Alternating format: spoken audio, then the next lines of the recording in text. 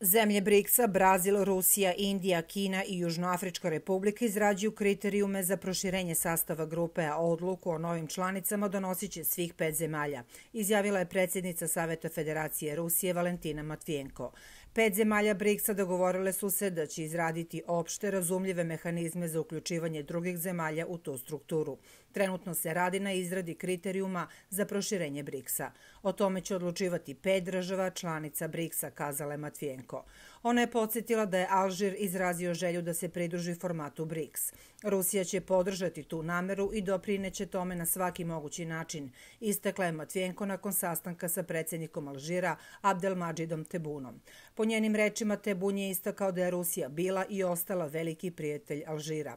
Ranije je ambasador Južne Afrike u Moskvi Mzuvukile Maketuka izjavio da je oko 13 zemalja pokazalo interesovanje za ulazak u BRICS. Skoro polovina njih je podnela zvanične prijave za ulazak u tu organizaciju.